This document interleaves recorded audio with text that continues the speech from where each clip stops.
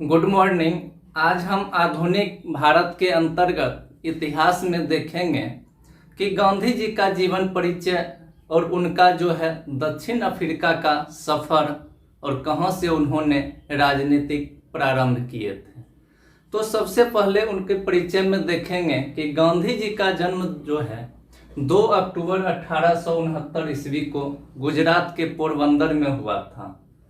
प्रारंभिक शिक्षा जो है उन्होंने राजकोट से प्राप्त किया और उनकी शादी जो है कस्तूरबा गांधी से 13 वर्ष की आयु में हो गई थी। प्रशिक्षण जो है बैरिस्टरी, जिसका वकालत की पढ़ाई कहते हैं, द इनर टेम्पल लंदन से किए थे और कुछ पुस्तकें थी जिनसे उन्हें काफ़ी सीख मिली थी। और उसके लेखक इसको देखेंगे कि सबसे पहला है रस्किन। यह लेखक का नाम रस्किन है और पुस्तक जो है अनटू दिस लास्ट। इस पुस्तक में उन्होंने सीखा था कि व्यक्ति का कल्याण सबके कल्याण में निहित होता है और परिश्रम का हमें क्या करना चाहिए, आदर करना चाहिए। शारीरिक परिश्रम का, कोई भी व्यक्ति अगर शारीरिक परिश्रम कर रहा है तो उसका आदर करना चाहिए। दूसरा पुस्तक देखेंगे लेखक थोरो, और थोरो जो लेखक थे उनसे इन्होंने सीखा सविनय अवज्ञा आंदोलन करना और बंदी की प्रेरणा लिए थे। तीसरा एक जिससे काफ़ी वो प्रभावित हुए थे, टोल्स्टॉय, उससे उन्होंने सीखा था कि ईश्वर का राज तुम्हारे भीतर है। ईश्वर का जो राज होता है वह हमारे भीतर ही निहित है। और इसके बाद हम देखेंगे इनका दक्षिण अफ्रीका का सफ़र कि 24 वर्ष की उम्र में 1893 ईस्वी में ही एक व्यापारी, गुजरात के एक व्यापारी जिनका नाम था दादा अब्दुल्ला का मुकदमा लड़ने के लिए वो दक्षिण अफ्रीका गए थे। और जब वो दक्षिण अफ्रीका गए तो उन्हें नस्लीय भेदभाव का काफ़ी सामना करना पड़ा। काला गोरा का उन्हें काफ़ी सामना करना पड़ा। एक बार तो जब वो ट्रेन में सफ़र कर रहे थे, फर्स्ट श्रेणी का टिकट, एसी का टिकट लिए हुए थे, फिर भी उन्हें भेदभाव के कारण उन्हें निकाल दिया गया। और एक स्टेशन का नाम रखेंगे याद, पीटरमारित्सबर्ग। इस स्टेशन पर क्या हुआ कि उन्हें बाहर फेंक दिया गया था। उसके बाद भी देखेंगे उनके अंदर जो है सेवा धर्म की भी भावना थी। कंपाउंडर के रूप में स्वैच्छिक सेवाएं वो दिया करते थे वहीं पे, और वहाँ पे सेवा करने के लिए, लोगों को अपने से जोड़ने के लिए बहुत सारी संस्थाएं की स्थापना किए, जिसमें एक देखेंगे सबसे पहला कि 1904 ईस्वी में फिनिक्स आश्रम जो डरबन में पड़ता है, जिसकी वो स्थापना किए थे। 1894 ईस्वी में नटाल इंडियन कांग्रेस की स्थापना किए, टोल्स्टॉय फोरम की स्थापना किए थे। और वहाँ पे एक पुस्तक इंडियन ओपिनियन नामक अखबार निकाले थे, जो गुजराती में, हिंदी में, अंग्रेजी में, 3-4 भाषा में यह पुस्तक निकला था। और इसके बाद देखेंगे वहाँ से जब भारत वापसी का सफ़र, भारत जब वापस आते हैं 1915 ईस्वी में, तो यहाँ पे भारतीय लोगों के द्वारा उन्हें काफ़ी प्रोत्साहन मिला, गर्मजोशी के साथ स्वागत किया गया उनका, और वहाँ से उनका सफ़र शुरू हुआ।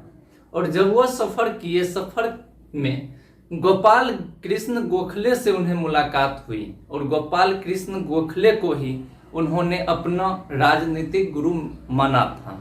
गोपाल कृष्ण गोखले जो राजनीतिक गुरु थे, उन्होंने उन्हें सलाह भी दिए थे कि शुरुआत के समय में जो है आपको कान खोल के रखना है, मुंह बंद रखना है। 1 साल तक आप सिर्फ सफ़र कीजिए, कान खोल कर रखिए और मुंह को बंद रखिए।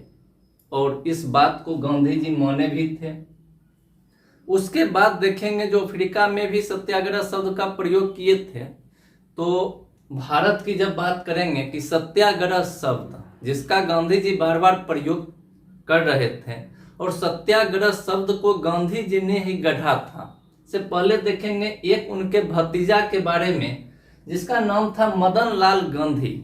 मदन लाल गांधी जो है सदाग्रह का एक बार उन्होंने प्रतियोगिता परीक्षा में प्रयोग किया था शब्द का, सदाग्रह। जिसका अर्थ होता है सत्य और दृढ़ता, जिस शब्द पे उन्हें पुरस्कार भी मिला था। और उसी शब्द को चेंजिंग करके सत्याग्रह, जिसका शाब्दिक अर्थ होता है सत्य को मानकर किसी वस्तु के लिए आग्रह करना, सत्य को मानकर किसी वस्तु के लिए आग्रह करना, अथवा सत्य और अहिंसा से उत्पन्न होने वाले बल। इस प्रकार देखें कि शब्द का भी, सत्याग्रह शब्द को भी गांधी जी ने ही गढ़ा था। आगे हम गांधीयन इनोवेशन, गांधीयन इनोवेशन क्या था कि गांधी जी का नवाचार। ऐसे तो देखेंगे कि सबसे पहले इस शब्द का प्रयोग प्रोफेसर प्रहलाद एवं R.A. मार्शेलकर ने किया था। इसका अर्थ क्या होता है कि गांधीयन इनोवेशन का अर्थ होता है कम निवेश करके अधिक से अधिक लाभ कमाना, कम निवेश करके अधिक से अधिक लाभ कमाना, अधिक से अधिक उत्पादन कर लोगों तक पहुंचाना। इसके बाद था गांधी जी का सत्याग्रह रणनीति। सत्याग्रह रणनीति क्या था, किस प्रकार वो सत्याग्रह से अपनी मांग को रखते थे। तो सबसे पहला था उनका मुख्य कारगर उपाय था उपवास रखना, यानी भूखे रह जाना, उपवास रखना ब्रिटिश अंग्रेजों के सामने। उसके बाद धरना देना, उसके बाद बहिष्कार करना और उसके बाद था हड़ताल करना। इसमें सबसे अधिक गांधी जी कारगर अग्निबाण जिसको मानते थे वह था उपवास। और इसके बाद देखेंगे कि गांधी जी को जो राजनीति करने का जरिया था, राजनीति, वो सामाजिक उत्थान और जन कल्याण के लिए करते थे। उनका कहना था कि राजनीति हमेशा जो है समाज के उत्थान के लिए और जनता के कल्याण के लिए होना चाहिए।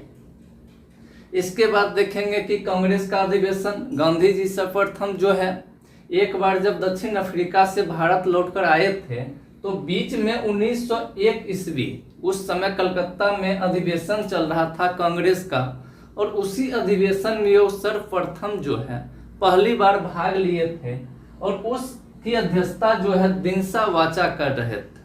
उस समय जो है कलकत्ता में कांग्रेस अधिवेशन की अध्यक्षता दिनसा वाचा, और उसी अधिवेशन में दक्षिण अफ्रीका का प्रस्ताव जो है गांधी जी का वह पास हुआ था। और इसके बाद हम देखेंगे कि 1915 ईस्वी में अहमदाबाद कोचरब में सत्याग्रह आश्रम की स्थापना किए थे गांधी जी 1915 अहमदाबाद में। उसी 1917 में, उसी को 17 जून 1917 को साबरमती नदी के किनारे जो है साबरमती आश्रम को लेकर के चले आए और साबरमती आश्रम की स्थापना किए थे। ब्रिटिश जो था, अंग्रेज जो था, वो अपने यहाँ बने, वो अपने यहाँ निर्मित वस्तुओं का भारत को बाजार समझता था। वो अपने यहाँ निर्मित वस्तुओं का बाजार भारत को समझ रहा था और इसी को टाने के लिए गांधी जी विदेशी वस्तुओं का बहिष्कार करने लगे, विदेशी वस्त्रों का बहिष्कार करने लगे और इसको बढ़ावा देने के लिए बहिष्कार करके देशी वस्तुओं का उत्पादन तथा बिक्री को प्रोत्साहित कर रहे थे कि विदेशी का बहिष्कार करेंगे, देशी वस्तुओं का उत्पादन स्वयं बढ़ेगा। इसका बढ़ावा दे रहे थे कौन? गांधी जी। गांधी जी विदेशी वस्तुओं को नष्ट करने के लिए,